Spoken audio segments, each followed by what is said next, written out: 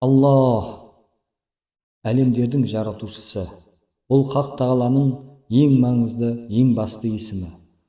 Бұл есім басқа ешкімге айтылмайды.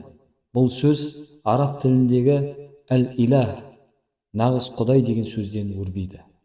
Құранда Әли Имран 2 аятында Алладан басқа Құдай жоқ, ол мәңгі тірі, өздігінен тұрушы деген.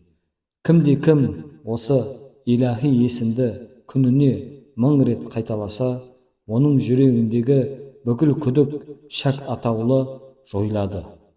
Оның орнына Құдайға деген иманы кәміл, сенімі берік бола түседі.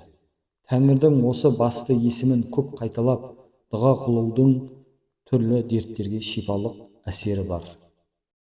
Екінші есімі Ар-Рахман, аса рақымды, аса мейірімді. Мейірімі, рақымы бүкіл әлемдерді, дүние мен ақыретті, күллі жаратылысты, мұсылманды да, кәпірді де қамтушы. Алла Тағала қасиетті Құранда Бақара сүресі 163 аятында Құдайларың бір Құдай, одан өзге Құдай жоқ, ол аса рақымды әрі ерекше мейірімді деген. Бұл есімді көп қайталаудың адамның есте сақтау қабілеті жақсарып, жүректегі қатыгездік сезім жойылады. Әрбір намаздан кейін 100 рет қайталаса, дінге деген салғырттықтан арылады.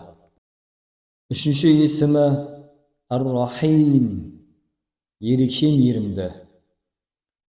Хашр сүресі 22 аятта Алла Тағала былай дейді: Ол Алла, одан өзге Құдай жоқ, ол ғайыпты да, көрнеуді де білуші, ол аса рақымды әрі ерекше мейірімді деген.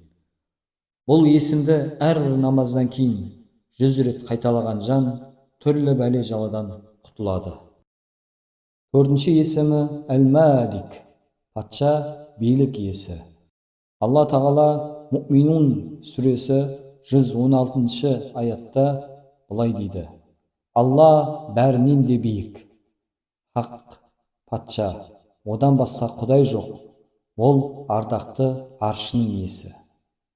Осы есімді түс ауғаннан кейін көп мәрте қайталаған пенде ақшаға деген тәуелділіктен құтылады.